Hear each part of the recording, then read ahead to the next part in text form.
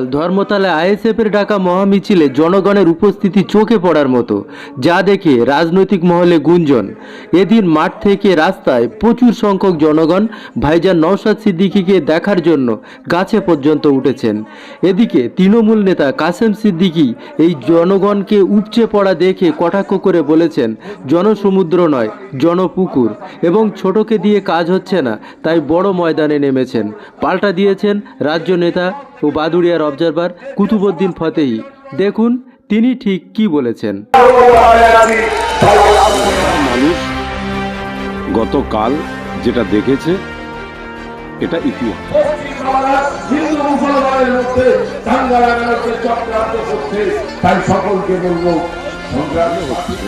Minimum 7 থেকে 8 লাখের উপরে মানুষ হয়েছে।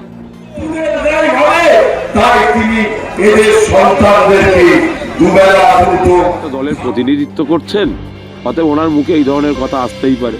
তবে পুকুর কি খাল কি বিল, ওনার যদি হিম্মত থাকে উনি একটা প্রোগ্রাম করে দেখান।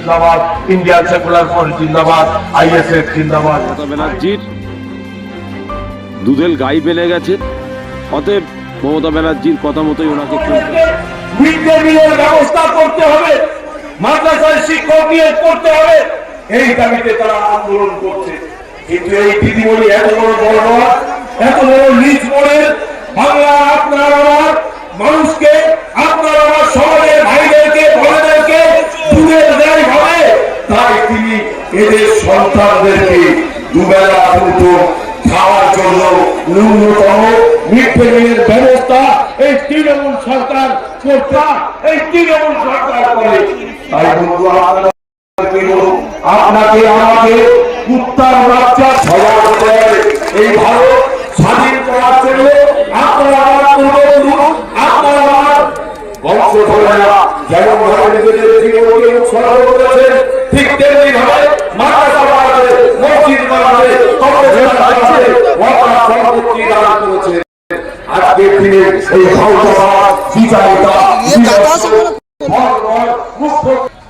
তবলিগ, ফুরফুরা, দেওবন্দি, ওয়াহাবি, লামোজাবি, যত ফেরকা আছে, যত দল আছে, সকলকে বলবো দিনের স্বার্থে, জনগণের স্বার্থে, দেশের স্বার্থে, মাদ্রাসা বাঁচাতে ঐক্যর ডাক আজকের এই শহীদ মিনার ময়দান থেকে দিলাম। পীরজাদা নওশাদ সিদ্দিকী জিন্দাবাদ, ইন্ডিয়ান সেকুলার ফ্রন্ট জিন্দাবাদ, আইএসএফ জিন্দাবাদ, ভাইজান আব্বাস সিদ্দিকী জিন্দাবাদ। কলকাতার মানুষ গতকাল যেটা দেখেছে এটা ইতিহাস। ইতিপূর্বে এই ধরনের জমায়েত শহীদ মিনারে কবে হয়েছিল এটা মানুষের জানা নেই। শহীদ মিনার সমাবেশে আমার অবজার্ভ যেটা মনে হচ্ছে মিনিমাম 7 থেকে 8 লাখের উপরে মানুষ হয়েছে। রাস্তায় যেমন গাড়ির মিছিল দেখেছি, প্রত্যেকটা রাস্তায়, শিয়ালদার দিক দিয়ে বলুন, হাওড়ার দিক দিয়ে বলুন, অন্য ব্রিজের দিক দিয়ে বলুন, আমতলা চড়িয়াল বজবজের লাইন বলুন, কিংবা পার্ক সার্কাসের লাইন বলুন, প্রত্যেকটা রুটে কালকেরে কলকাতায় জনসমুদ্র। মানুষ সবাই শহীদ মিনার ময়দানে ঢুকতে পারেনি, এটা সঠিক। শহীদ মিনার ময়দানটা যেটা ক্যাপাসিটি, সেই ক্যাপাসিটির 3 গুণ মানুষ বাইরে ছিল।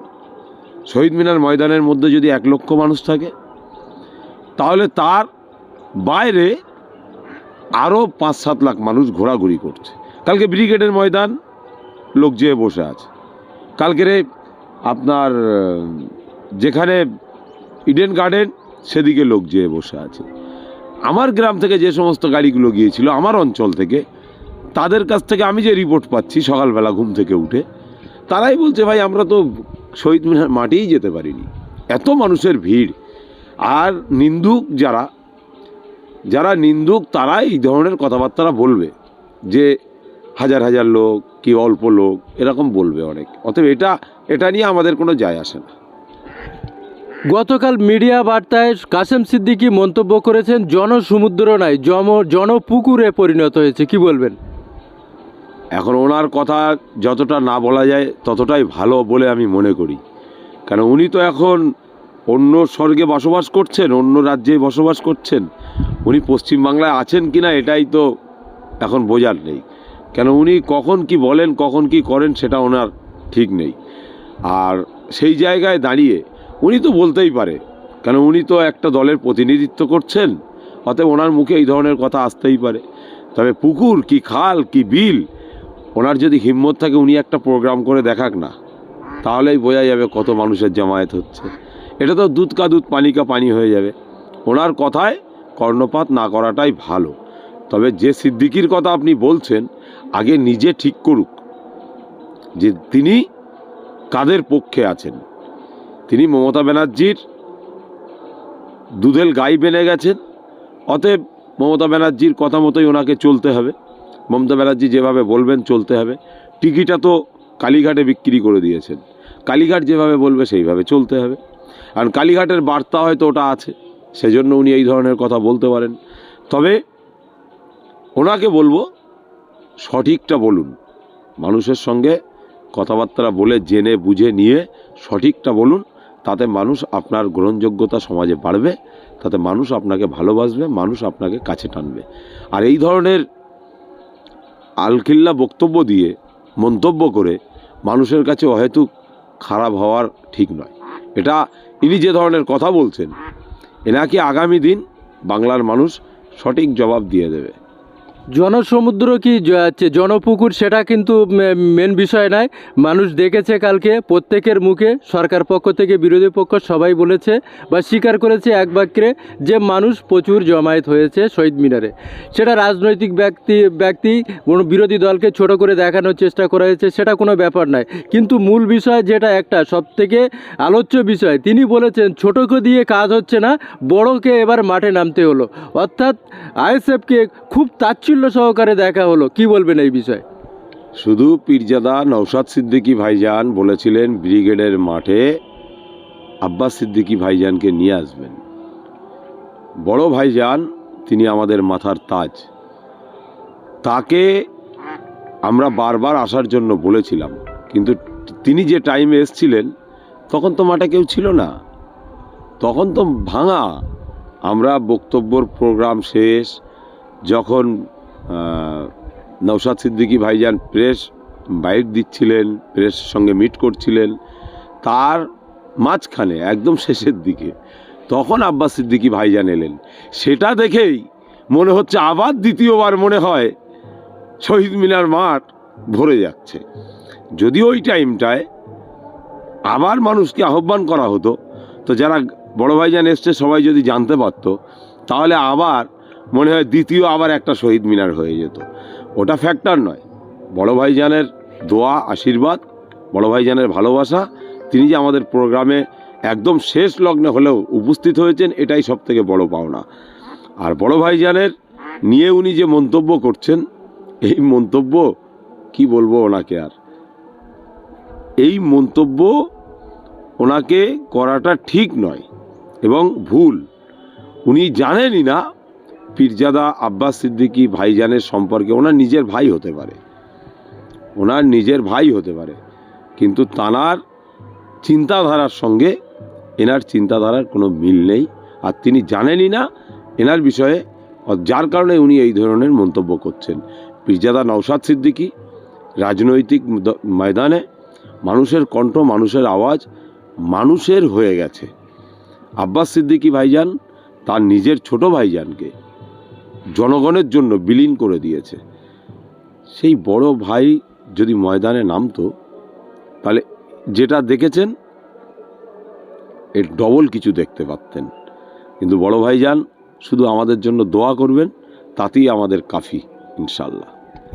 মঞ্চে দাঁড়িয়ে প্রকাশ্যে বললেন 26শে বিধানসভার আগে ইনশাল্লাহ দেখা হবে শহীদ মিনার মাঠে, এই ব্রিগেডের মাঠে। তাহলে কি ব্রিগেডের একটা সমাবেশ হবে বা বিরোধী পক্ষ থেকে একটা বড় মেগা অনুষ্ঠান হবে সরকার পক্ষকে চাপ সৃষ্টি করার জন্যে? এরকম কি হওয়ার সম্ভাবনা আছে? বড় ভাইজান যেখানে ডিক্লিয়ার দিয়েছেন, কি বলবেন? হবে তো, আমরা চেষ্টায় আছি তো, ব্রিগেড করব, এর জন্য কোনো সমস্যা নেই তো। মানুষ যে ধরনের সমস্যা জর্জরিত, এসআইআরের সমস্যাটা না থাকলে কালকেরে আরও যা লোক দেখেছেন এর ডবল লোক দেখতে পাতেন। কিন্তু বড় ভাইজান যে দাবি করেছে, যে দাবি তুলেছে ব্রিগেডের ময়দানে, একবার ডাক দিয়ে দেখুক না বড় ভাইজান, শুধু ব্রিগেড একবার ডাকবেন, সারা বাংলার কোনো গ্রাম, কোনো অঞ্চল, কোনো বুথ বাকি থাকবে না। সেই গ্রাম, সেই অঞ্চল, সেই বুথ থেকে মানুষ ব্রিগেডের ময়দানে যাবেন। কেন যাবেন?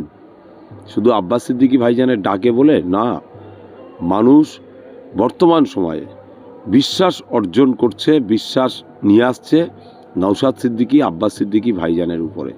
কেন? জনগণের জন্য আওয়াজ তুলছে কে? এই দুই ভাইজানই তো আছে।